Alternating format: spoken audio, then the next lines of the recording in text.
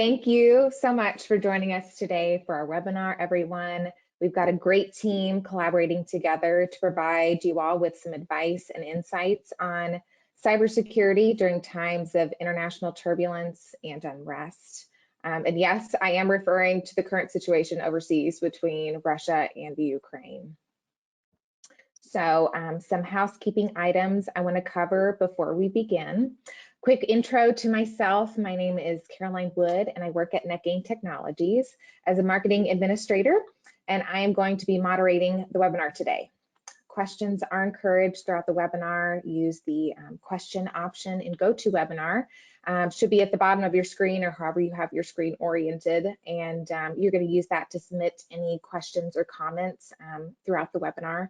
We will try to answer as many as we can in the Q&A portion at the close of our session.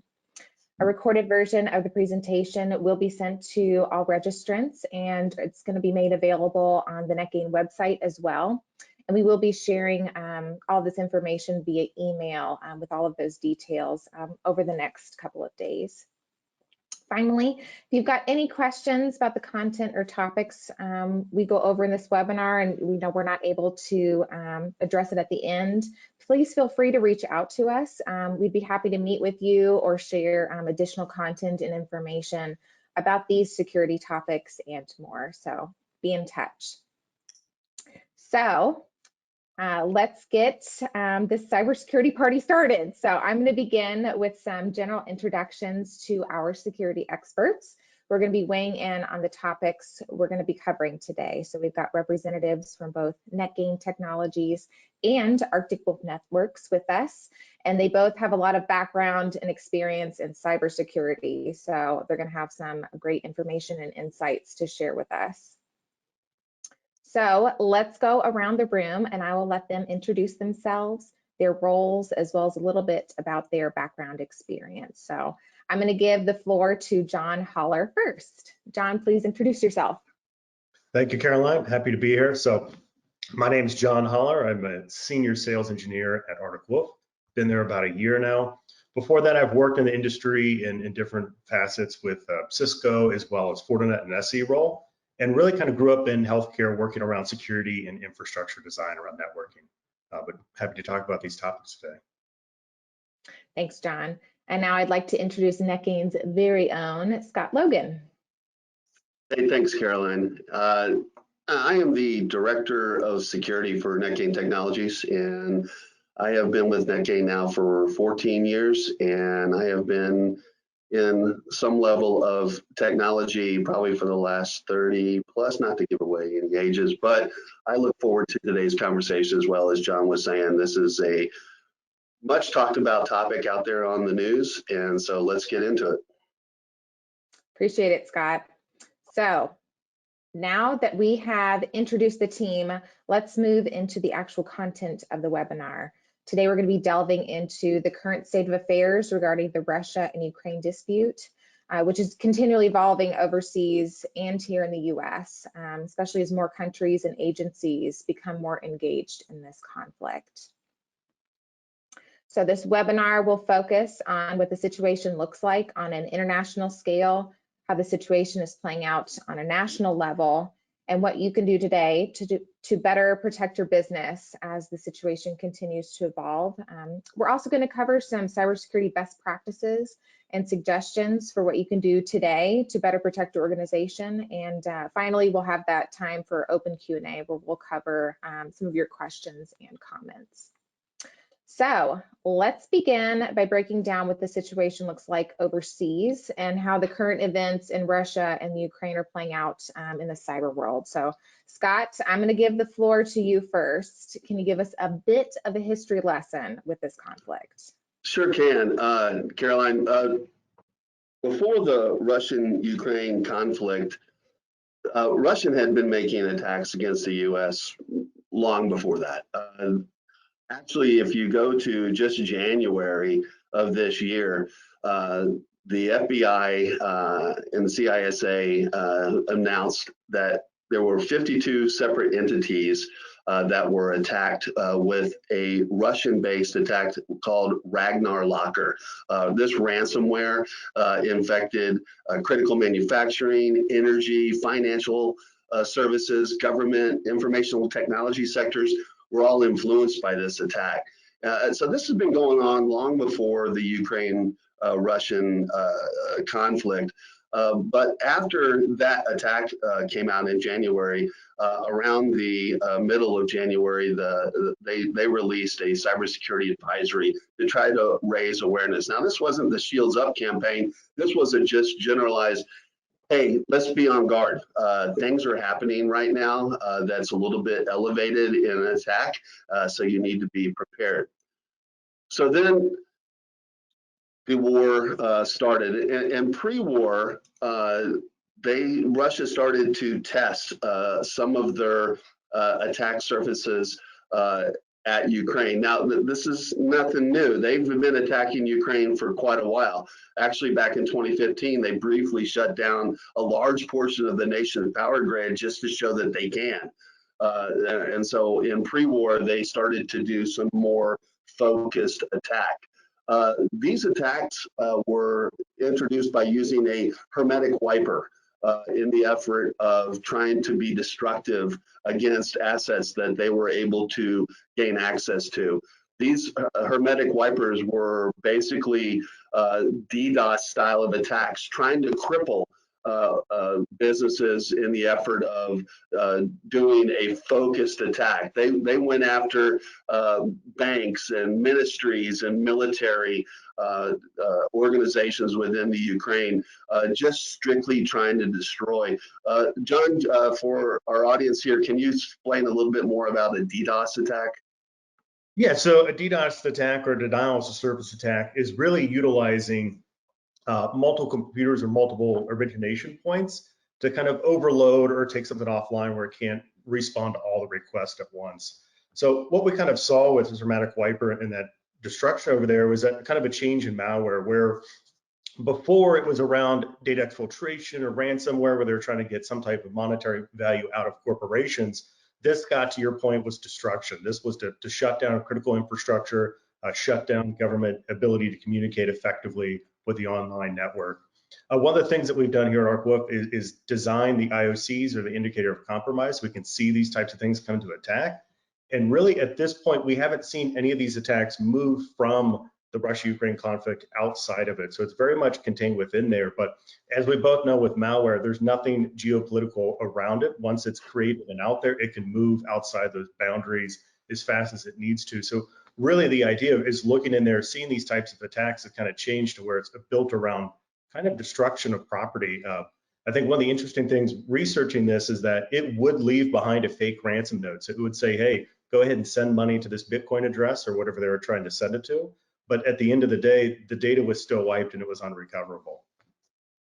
Yeah, that's absolutely correct. And that was an elevation of the style of attack that they were doing with those hermetic wipers. I believe they gave it the name Whispergate. But those particular attacks started once the war actually began, right around the late periods of February. And those Whispergate attacks were, as you stated, not only a bootloader that corrupted and detected the local disk, but it also had that Discord-based downloader that was bringing in the fake ransomware messaging and an associated file wiper, of course, as the destructive component of it. And so these businesses were getting this fake ransomware notice to try to con them into paying something to get their data back, in which in actuality the data was gone, the data was destroyed. So these fake ransomware messages were just another attempt to cause more financial impact to the Ukraine provinces. So this has been going on for a while, and this is really nothing new. It's interesting that some of the war campaign has actually caused some power grid losses, forcing infrastructure down. The only effective way that a cyber threat can be move its way into your infrastructure. The infrastructure is up and running and live, but the war campaign as itself has actually shut down some areas of power grid and thus reduced the footprint of their cyber attack, which was quite interesting as well. But as this has continued, now here we are in March, and the Shields Up campaign has been announced by the CISA and the FBI, and this advisory is out there to tell organizations to start being more prepared for an elevation of attacks. And then it happened about 3/15 this month, a focused attack by Russia against the U.S. In the effort of being able to manipulate default multi-factor authentication protocols, and they were able to start taking advantage of a 0-day that was out there a little while ago called print spooler vulnerability called Print Nightmare, and they were able to take advantage of systems that were not prepared to defeat this level of attack or this level of threat on the enterprise through that Print Nightmare. And so that was quite interesting as well.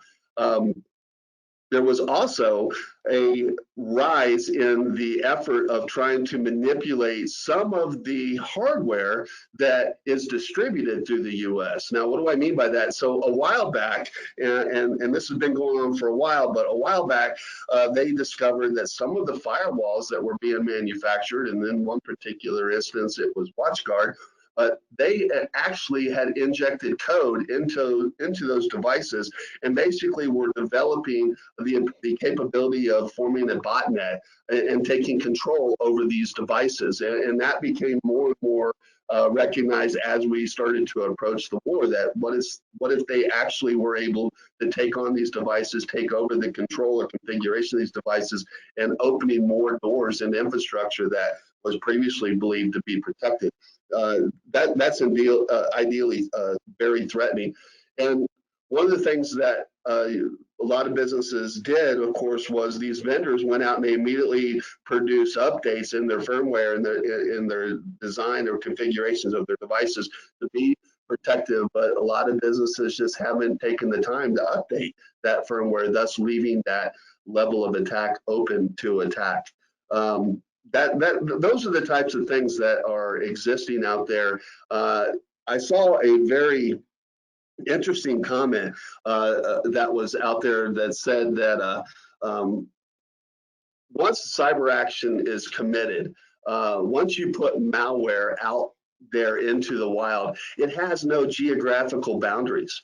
It will go where it needs to go. This was kind of element back in 2017 with the NotPetya bug that went out there. It was really focused against Europe as it was released. It was supposed to be a more controlled distribution of malware, and it bled into the US, causing a great deal of strife in the US as it came through. This is what can happen when malware is introduced into what they think is a controlled environment, and it is not. It actually can bleed out. In the example of the NotPetya, what happened was FedEx, I believe, was the first element of attack in the US that bled across. They had offices in the European market, and those bled into, I believe FedEx in Texas was one of the first ones that raised their hands and said they were under attack, and then it bled out from there. Vendor relationships, those types of things are how this can bleed over into the US. And then one of the other things that I see you have on here, Caroline, rise of the cyber armies. That's a very unique thing that a lot of these cyber armies that are out there, and I'll talk to two of them individually, but they take sides. Conti, which is probably one of the largest ransomware distributors or threat agents out there, they took Russia's side and was trying to introduce a lot of threat into that, where Anonymous was more on the Ukrainian side, and they took offense to Russia's trying to attack Ukraine and was going to leverage their attacks towards Russia. So the rise of the cyber armies was really a true thing. But I just want to make a note of joining something like Anonymous. I know it sounds like an ideal campaign, and you may agree with what they're doing, but it is illegal in the U.S. to do that. If you have any questions about that, go see the Federal Computer Fraud and Abuse Act, and it will explain the perils of doing some level of international cyber threatening. Yeah, certainly not an endorsement to sign up for these cyber armies. But some of these things are interesting, Scott. You'd mentioned the attack, the non-Petra.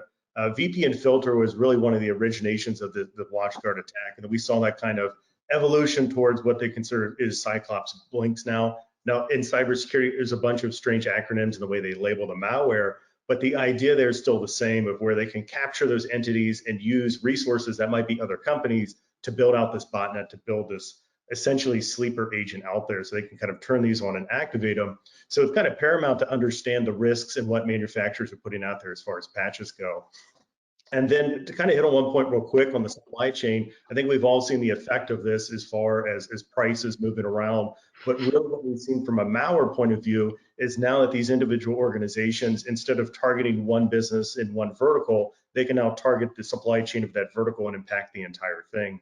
So we're seeing more supply chain attacks from a malware perspective, where they're coming in and almost shutting down industries in different countries where they're attacking this at a vertical segment instead of an individual one-on-one basis. So from our standpoint, this is one of the most disruptive types of malwares out there because it can affect one-to-many essentially. Now we've brought up a number of topics in regards to how this situation is playing in the US as well. So I'm going to have Jon touch on the next topic I want to bring up, and that is Shields Up. This was mentioned a couple of times by Scott and Jon both. So Jon, can you tell us a little bit about what Shields Up is about, and what are some of these warnings that government agencies or US agencies are presenting to us? Yeah, so Shields Up is a collaboration of the CISA and the FBI coming together, recognizing these threats abroad and saying, hey, like Scott had mentioned, there's no boundaries of where these could go. So we need to be preventative in what these might be. Really what the website kind of designs and puts out there is around preventative maintenance. So if we're patching things that we're seeing on our networks, if we're being proactive in kind of combating these things. Now, these are all kind of best practices of things that we're moving towards, but really what Shields Up does is kind of give you a centralized location to go and pull that information out there so you can understand what those zero-day threats are as we kind of pull those in and quantify them. So that way you can protect your own organization as we see fit. Just as Scott had mentioned, this is a rapidly changing environment. We're seeing new attacks on a weekly basis. So Shields Up is a great resource to kind of keep on top of all the information that's flowing out there and kind of give you a single source of truth that you can kind of check in to see if you're doing the right things right in your own organization. Yeah, and to your note here about strengthening America, you know, a bill went through Congress and then it was eventually signed by the president on the 15th, indicating that now it is a law. But what this particular act does is it is requirement of covered entities to have to report any substantial cyber incident to the Cybersecurity and Infrastructure Security Agency, or the CISA, within 72 hours. The term covered entity means any entity that's critical infrastructure, including energy, finance, food and agriculture, healthcare, information technology. You now have a requirement to report it, but why? Why is that so important? It's required because they need to know. They're trying to strengthen their controls. They're trying to strengthen their ability to be preventive and controlling of these types of threats against the U.S. And they don't know what they don't know. So they're requiring industries to now report any level of threat that is substantial to a cyber incident within 72 hours. The act also requires any report of ransomware payments have to be distributed to the CISA within 24 hours of the payment. So once again, they're trying to improve their understanding of where these threats are coming from so that they can build up stronger defenses against this type of impact to organizations in the US. Yeah, this act is paramount really to the success of corporations. Before, you had the stigma of I've got breached, I must have done something wrong, I really don't want to raise my hand and have the public eye facing me. But moving forward, this bill is it's no more about that there's something that you didn't do, is that this is an evolving platform, and that if we work together, it's a better together story. Really, what it comes down to is that these zero-day threats, if they're targeted at individual organizations, they don't report it. Building out those IOCs or indicator of compromise that we kind of share in the cybersecurity world, it takes us longer to kind of develop those and roll those out to our security appliances and tools and corporations. And really at the outcome of that, you can equate this back to like a running faucet in your house. If it's running for a little bit, you can grab a towel, you can clean it up. Not a big deal. If it's running for several hours, now all of a sudden you have to get insurance involved, you got to tear down some walls. Ransomware is the same thing. If we can get to this quickly and contain it, it's a small issue we can resolve in a couple hours. If it's within your environment for a couple of weeks to months to years, then we can see increases in cost up to $1 million in return on investment and other facets of getting back to normalized business. So that being said, I'd like to transition now to discussion about what people can do today to prepare themselves for some of these imminent cyber attacks and cyber crime that's directly and even indirectly relating to this conflict that we're part of overseas. So Scott, I'm going to hand this to you first. Tell us about backup protection. Why is it a best practice? Backup is probably one of the most important things that you can do. You can try to be as preventive and protective as possible, but you have to be recoverable. You have to assume that you're going to get attacked. If you are assuming that you're going to be attacked and you have a method of being able to recover, then the attack is not nearly as impacting to the organization. You have to have some level of backup. It mentions here on your bullet, Caroline, 3-2-1 backup protection. What is 3-2-1 backup protection? Basically, it involves creating one primary backup and having two copies. That's the 3. Backup one primary backup with 2 different copies of your data. What's the 2? Save your backups to 2 different types of media, 2 different types of areas that cannot be impacted at the same time. They're stored separately, and keep one backup off-site or in the cloud. 3-2-1 is designed to provide a data recovery that is protective, and the strategy reduces the impact of a single point of failure. So if you have one thing about your backup that fails, a disk drive, a stolen device, if that's the impact, but now you've got other alternatives to recover. So is the 3-2-1 immutable, John? Yeah, great question. I talk to customers all the time, and some of these things come up as immutable backups. And really the easiest way to kind of think about this, Scott, is these are backups that can't be altered in any way. They're air-gapped or they're removed. So in the event that ransomware comes in, locks down the entire organization, those immutable backups are off-site. You can pull those back in and you can restore instead of having nothing to kind of start with from the very beginning.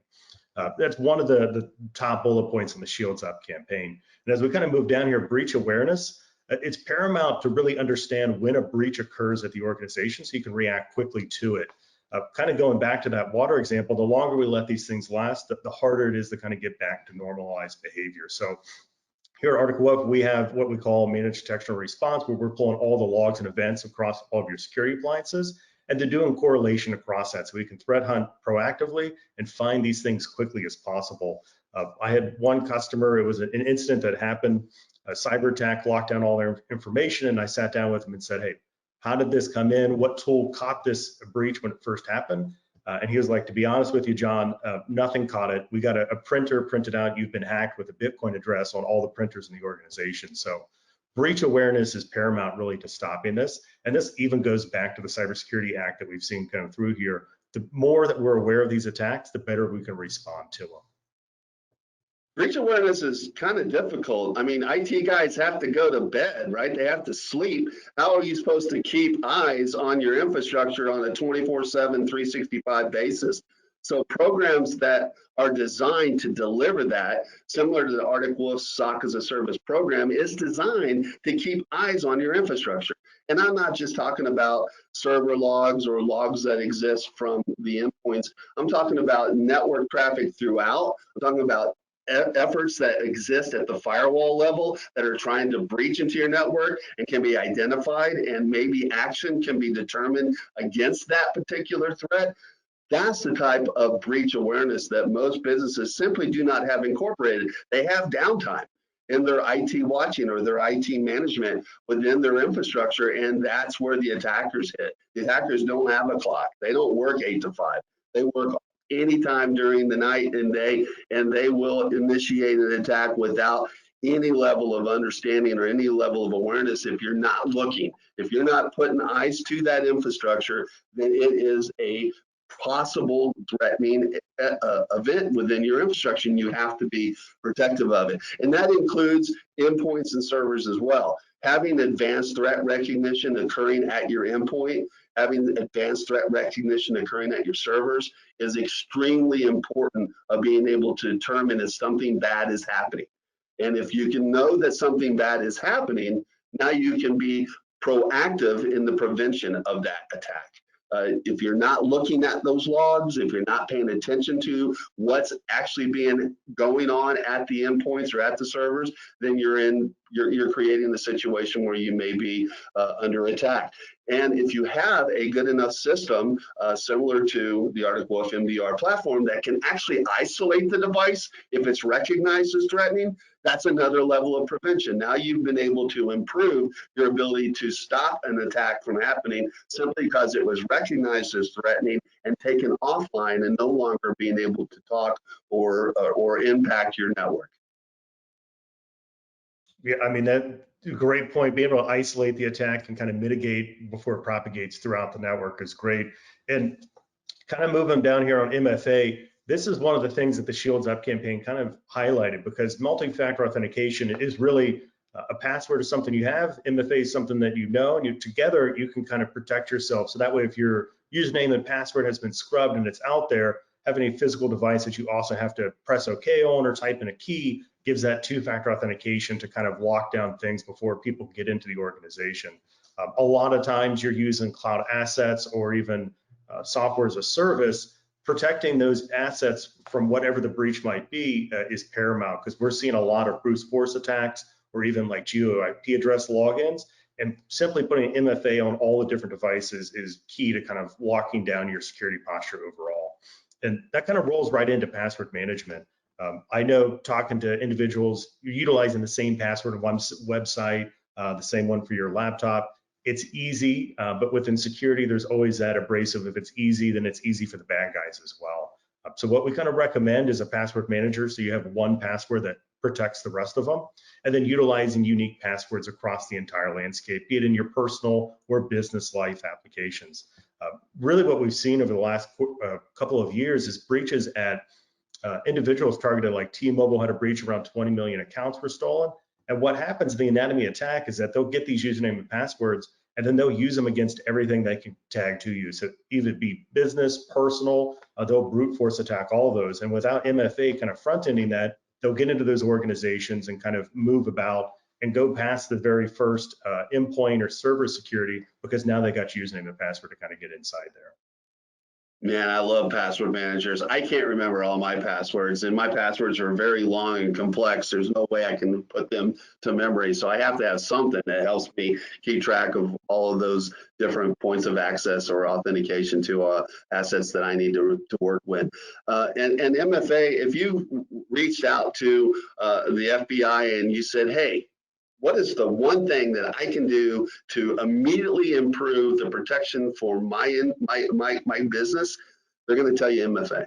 That's going to be the first thing that comes out of their mouth, because that is the best way to be able to protect a point of authentication into your network, no longer dependent on just a single password to be able to get into that device. Having that second leg of authentication requirement can void somebody from giving their information up via a phishing attack or something like that, and giving out their authentication and or password understanding. It would, now they have a second leg, something else that the attacker would have to own to be able to get into that network through that authentication principle. So MFA is certainly important. Active updates and patching. You know, we've already made mention a couple times in our earlier conversation about some of the zero-day effects. We talked about the WatchGuard and the botnetting solutions that were implemented by Russia on those devices. We talked about the Print Nightmare exploit that was done around the middle of this month.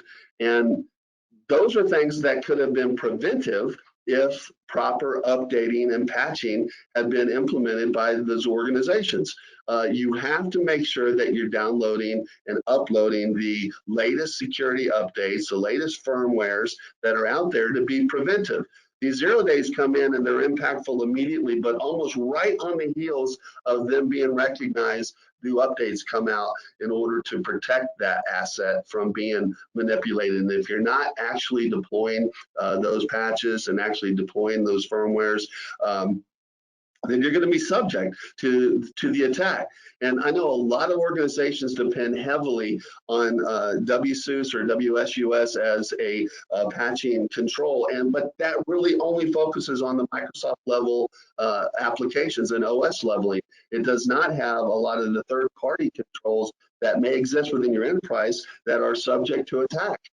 So you have to do maybe a lot of a manual process if you don't have a patching process that includes the third-party controls. You might have to do manual patching to make sure that those are properly up to date. And you really don't know if you're patching well unless you're assessing how well you're patching. Vulnerability scanning should be something that is done recurring within your industry, not once a year. That's not a good understanding of how vulnerable your assets have become over a period of time, but a constant recurring model, similar to what Artic Wolf delivers through the Managed Risk program, which constantly evaluates your assets for weakness and patching that has occurred on those devices. You only know if you assess your assets and make sure that they're out there. You can be pushing out your patches, but how effective those patches are in preventing your weaknesses, you don't know unless you evaluate that through a true assessment program. John? Yeah, this is, to me, this is two sides of the same coin of a security practice. If we're thinking about breach awareness, that's looking at logs and events that have already happened. That's a reactive measure. We're reacting to things that are going on in the network. Patching is a proactive measure. We're looking at the risk landscape and saying, okay, where can we remove origination points of attack within the organization? So Scott, you're right. Really, what we do within here is continuous monitor of both internal and external IP ranges. And we do this on a continuous basis, really for two reasons. One, there's a lot of IoT devices out there today that are not always chatting on the network, so we might miss those on an initial 1 month scan or a year scan. And then two, really to your point, it's paramount to understand that when we deployed a patch, we've fixed all the issues. If we look back the past year through the Microsoft Exchange, Print Nightmare, Log4j, all of these weren't solved in a single patch. It was remediations followed up to have like the complete picture solved here. So it wasn't just a one patch and we're good to go. It was a one patch and make sure that there wasn't any lingering cybersecurity threats within the organization. So understanding your patch management is key here. A lot of these 0 day threats, even the Cyclops Blink that we'd mentioned earlier, these were patched out by the manufacturers. They had this fixed already. And what happens with these organizations is that there's just not enough time and people to sit down and say, hey, am I vulnerable to this? It's not actively being exploited currently.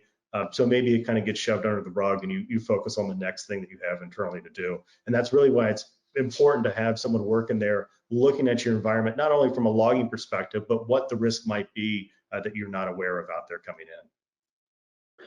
Absolutely. And this next point, this next bullet, eliminating shadow IT. Shadow IT is something that's probably utilized across a lot of different businesses in the effort of somebody controlling or configuring your firewall, or somebody controlling, configuring a primary core application within your organization.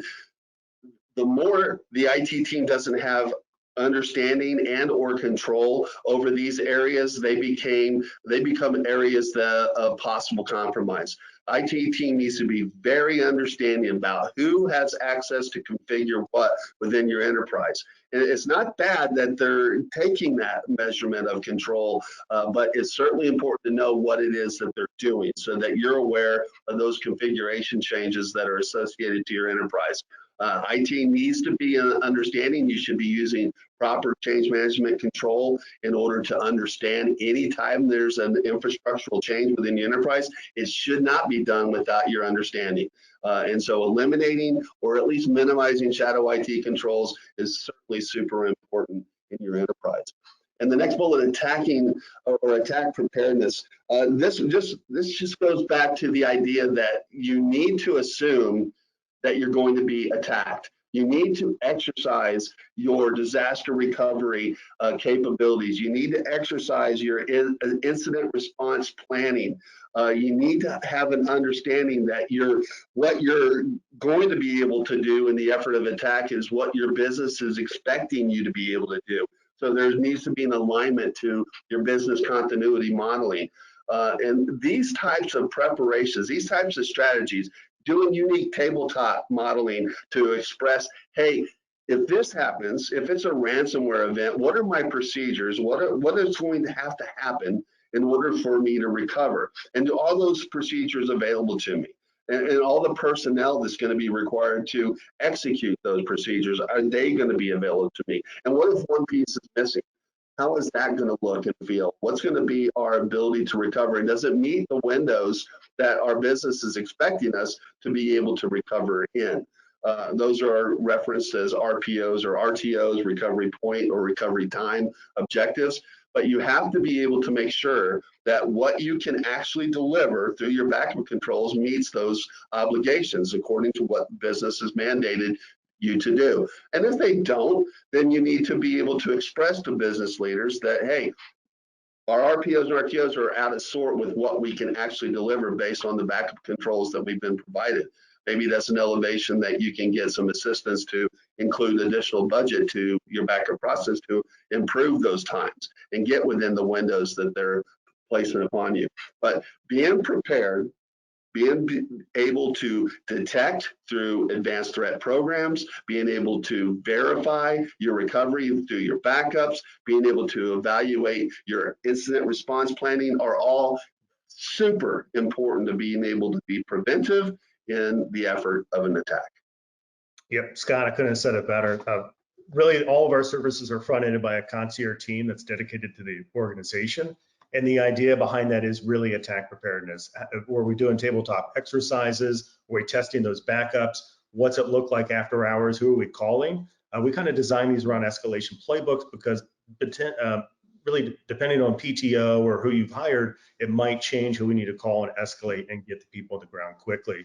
So I highly encourage you to kind of walk through what this looks like in the event of an attack. Who would you put in charge of what servers, what criticality applications you were trying to protect to restore, and really understanding those return time to normalization. This is really good practice for directors as well, because you can see the exact cost to the organization for the downtime and really what it would take to remediate and bring that back up. So understanding all of these things we talked about are great, but being able to prepare and execute, again, is paramount to key to bring this back from a security organization standpoint, and really one of the top bullets on the Shields Up campaign overall. And if we kind of look at all these things together, user education is the last one here, but it's really the most important one, because if you look historically over time and ask any IT folks, hey, what's the weakest point of your network? They'll most likely say the end users, and they're right. We've seen end users click happy, they'll download things, they'll click email links. End users really are coming into the network and allowing what we call like a golden ticket attack to happen.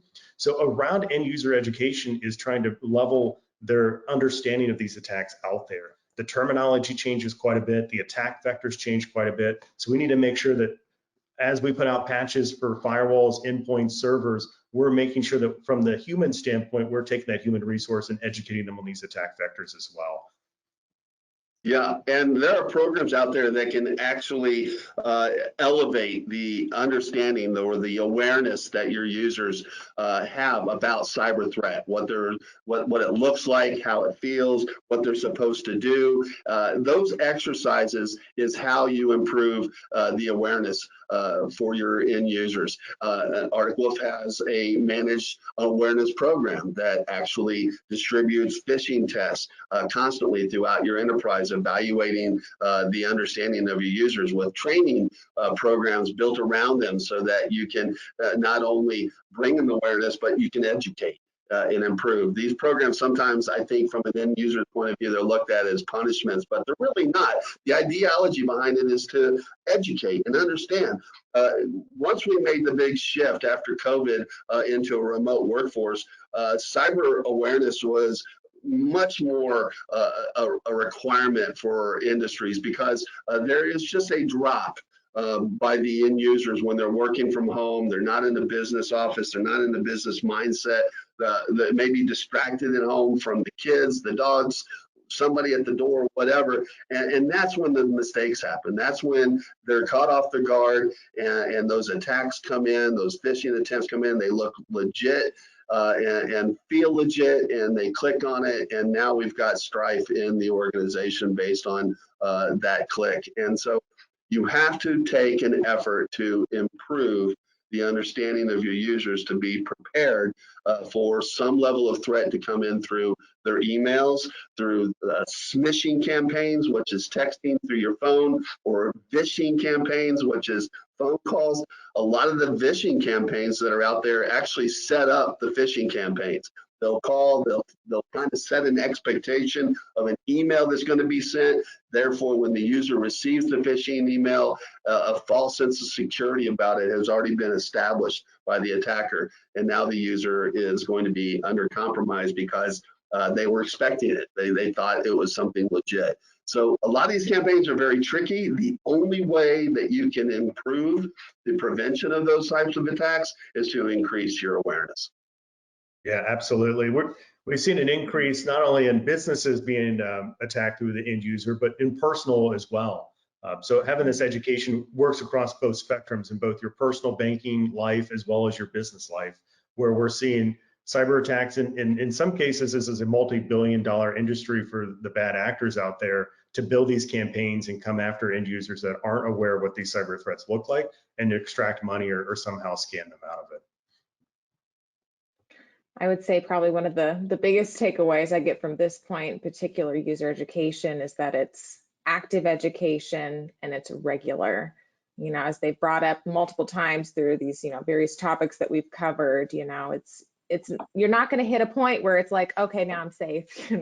There's always going to be opportunities for risks out there, and those opportunities are growing, especially as we're seeing these events unfold overseas. There's new opportunities for breaches, new opportunities for cyber warfare, malware, spam hitting all of us, and especially users. So I think these are a lot of really great practices that people should keep in mind and be aware of their current practices and like maybe where they could improve some things. So thank you all for all of that insight. I think there's a lot of great takeaways from this discussion point alone of security best practices. So at this point, I am going to give our speakers a little bit of a break. We've had a lot of great content that we've covered so far, and I now am going to share a quick poll with all of our attendees, and that will also give me an opportunity to review some of the incoming questions that we've had. So please take a moment to answer the poll, everyone, and then I will close it in a few seconds, and we will get to our next point for Q&A.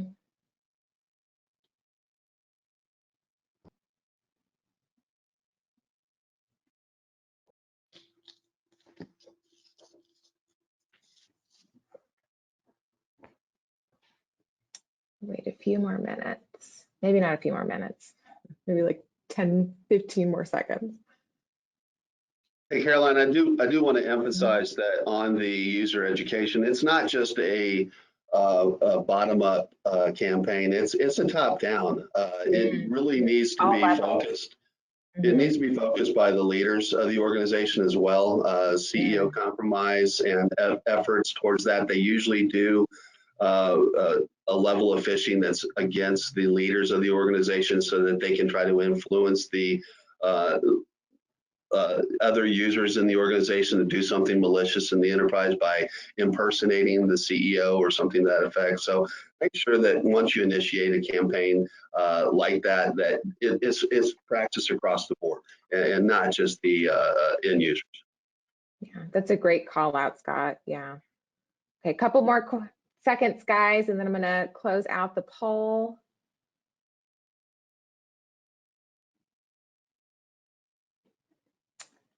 Okay, and we're back. Can everybody see my screen now? Q&A? Yes. Okay, awesome. So we've had a few questions come in. So the first one, let's see. Okay, when you're talking about backups, you mentioned AirGap backups. Can you provide more information about air gapping? Scott, I'll toss this to you first. Yes, because you talked about, backups earlier. I think John actually mentioned air gapping, but I'll be happy to answer the question. So an air gap backup should be a part of your standard backup and recovery strategy. And basically, it just is a copy of your data that's offline or inaccessible. You don't want something that's going to manipulate or threaten your primary infrastructure to be able to bleed into your backups. You want your backups to stay safe.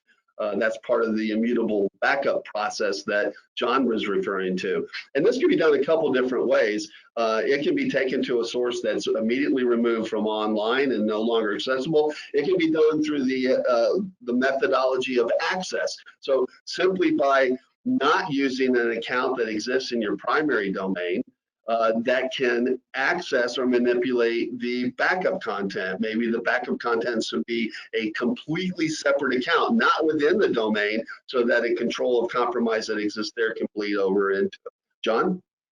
Yeah, I mean, that's a great point of thinking about how do we physically isolate backups as well as virtually. So understanding like what my domain accounts look like and could access that, as well as maybe I'm putting this to tape and shipping it off somewhere for offsite storage. So that's really what we mean by air gap, is that if everything is gone, we've locked everything down from a ransomware event, we still have those air gap backups to rely on to rebuild the organization. Okay, I've got another. Did you want to make another comment on that, Scott? No, I was just saying good question. Yeah, it was a good question. Okay, and I've got another one that just came in. This one's a bit lengthy, but I think it's multiple questions. So if you need me to read it again, let me know. Okay, with so many companies moving to hybrid / work from home sort of setup, and many solution providers moving to a SaaS model with cloud storage, it has led to some organizations having little to no on-site or internal infrastructure. For organizations like mine, it has shifted the security focus from an internal question to one that requires a strong plan to understand how our vendors handle security. So first question, how do IT professionals go about creating a plan to properly review the security of these providers? And then there's a second question, but I'll let you answer the first one first. All right, can I take this one? It's a great question, and you know, it's the transition to cloud is something that has been an enormous push through infrastructure for a while now, and basically the cloud is just somebody else's infrastructure. So there's still an attack and a threat vector that exists in that. The way to be prepared, the way that organizations need to be diligent about what they're doing or what they're transitioning out to the cloud is proper vendor due diligence.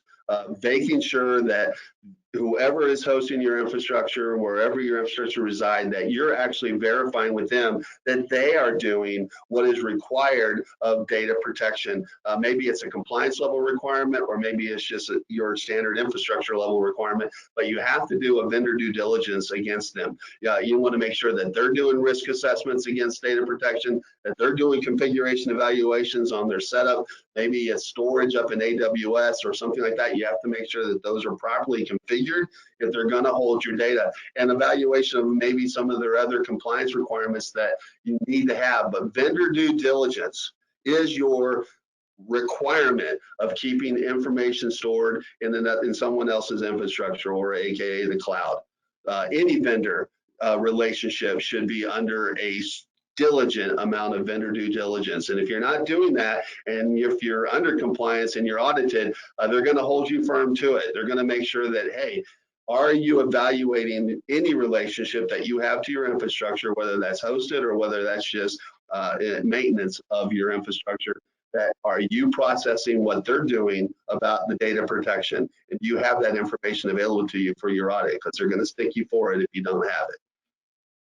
Yeah, and on that topic of the hybrid work environment, if there's no on-prem equipment, these infrastructures in the cloud, and Office 365 is a great example, they still generate a lot of security alerts and logging information. So it's key to make sure that someone's going through that information and looking at it. And if there is on-prem, correlating those logs and events to the on-prem organization as well. And then from a VM and infrastructure as a service, the idea there is usually you have DevOps, or you have someone who's not security focused minded, and they'll spin up servers. And if we look back to 2021's most attacked vector, it's RDP, or Remote Desktop Protocol, which is inherently used within these cloud application servers. So understanding your risk and posture in there is key. And it's not just that hey, Microsoft's built it, I can trust them 100%. They are protecting their infrastructure. They're not protecting your data. It's still your duty and diligence to go out there and make sure that your data domain is controlled and you have the access and you're monitoring that as well. Okay, so now I'm going to introduce the second part to this question. And we kind of touched on this a little bit. Scott, when you brought up compliances and auditing, I think this kind of relates to that. So is there a resource or system or certification process to help organizations with this? There are programs out there that will help drive your vendor management or vendor due diligence that can help make sure that you're checking all the boxes for your audit and compliance. If you will reach out to Caroline and give your name and contact, I'll be happy to share some of those companies with you. But it's certainly out there to be able to do it. And there's also certifications surrounding proper infrastructure security controls and security protections. CISA comes immediately to mind as a cyber information security auditor type of control. So having that level of certification associated to your body of data protection is an element of improvement for that particular asset. Yeah, and if we look at compliance as a whole, especially in security, there's a ton of different frameworks that we can look at. CIS controls, I believe version 8 is out there.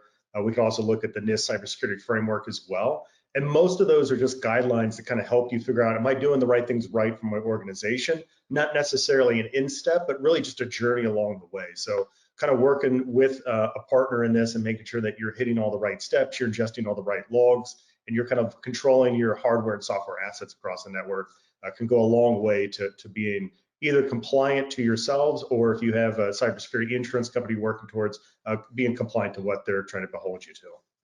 Yeah, when we do risk assessments for organizations, we align to a framework. Most of the times we use NIST as our go-to framework for aligning that security posture. But if you're doing self-assessments, you can also incorporate those principles and frameworks into your strategies. And John's right, that's the proper way of being able to organize your security posture, is by measuring against a framework, because by measuring against a framework, it can tell you where your gaps are, what you're missing. If you have an alignment of what you're supposed to be doing compared to what you are doing, you know where you sit in that posture.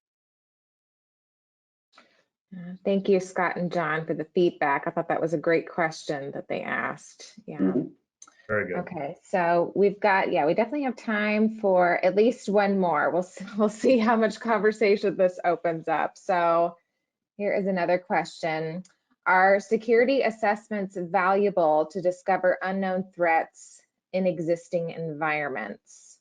How often should I perform a security assessment? So, John, I'm going to toss this one to you first. Yeah, this one kind of leads naturally off the last conversation there. Looking at the frameworks and understanding where their security gaps are, and then building that security journey roadmap of where you want to be. So usually when I'm talking to cybersecurity companies that are looking at insurance, some of the biggest vectors that they're looking for is multi-factor authentication, as well as immutable backups, and some type of endpoint detection software out there. Those are really some of the top 3 key issues that they're looking for. So that's a quick start of saying, is this where my security assessment is? Do I have these things in line? And then if, yeah, you've got all those, we can move on to a CIS benchmarking to see exactly where you line up across the entire infrastructure, as Scott has mentioned, to assess those gaps and to really kind of put where your dollar budgets might be. In security, there's over 3,000 vendors. So it can be very confusing if you're just going out there and say, hey, I want to protect email, or I want to protect endpoints, or I want to protect cloud assets. But understanding where the most threat or the most risk comes in, and then moving your dollar budgets toward that vector as well. That way you're more protected from a systematic approach. Yeah, I totally agree with that, John. How often should you do an assessment? If you're under compliance, I think you're required to do it every 12 to 18 months is the requirement of doing an assessment. If you're not under compliance and you're just doing self-assessments, I would recommend annual. But you don't know what you don't know. And if you're not doing a proper evaluation of your security posture, if you're not assessing your infrastructure, whether that's a risk assessment or a vulnerability assessment, if you're not doing that, then you're putting yourself in a subject of where you have a gap, where you have an immaturity in your security controls or security posture. This can cause, or this can be the avenue of attack that exists within your organization. So you have to know, you have to assess, you have to find out where your gaps are so that you can properly position your controls to be preventive of that particular style of attack. Okay, we've got 4 minutes left, so I'm gonna try to squeeze in one more question, you guys. So, if our business utilizes geographical blocking controls for foreign countries, including Russia, China, etc., that should protect us, correct? No, yes, no. I love geo-blocking or geo-fencing. I love the ideology of it. Why not eliminate the protection for something that's scripted out there from a foreign company that's trying to infiltrate my business in the US? And if I've got a control or a capability of doing that, then I want to take leverage of it. I want to use that to prevent that style of attack. But also, no, it's not by itself a protective control. A lot of these foreign entities will utilize VPNs and other ways of bringing their focus of attack into the US, and now your particular attack vector looks as if it's coming from the US. So now your geofencing is not working, and you no longer have that defense because it doesn't look like it's coming from Russia. It looks like it's coming from North Dakota. So you have to make sure that if you're going to incorporate something to the effect of a good geo-blocking control, whether it's at the firewall or whether it's at the email gateway, that's not your only level of defense. That your only liar. You need to have more control than just that. But I love the idea of it. It's good. It's good practice. You should do it, but it's not your only practice. Yeah, exactly, Scott. It can stop some attacks, the low-hanging fruit attacks, but as we discussed with Cyclops Blink, when these organizations take over firewalls across different countries, that origination attack could really come from anywhere. So blocking a country's geo IP address, well, that might mitigate some of those brute force attempts on passwords. The overall threat hasn't really been mitigated. So to your point, yeah, that's a good step one, but that's not the final step. Okay, and with that, I'm going to close out our Q&A because we are right coming up on our time. So just want to say a huge thank you to Scott and John for all of the information and guidance they've shared today around cybersecurity. Hopefully everybody found this webinar informative and helpful, and you can walk away with some ideas about maybe how to better strategize and position your security posture to face some of these inclement threats. Another reminder, we are going to be sharing the details around this webinar in an email with a link to the recording and some additional information too. So look for that to be shared in the next few days. We'll get that out as soon as we possibly can. With that, I will close the webinar, and I hope everybody has a great Thursday. So thank you so much. Bye, Thank guys. you.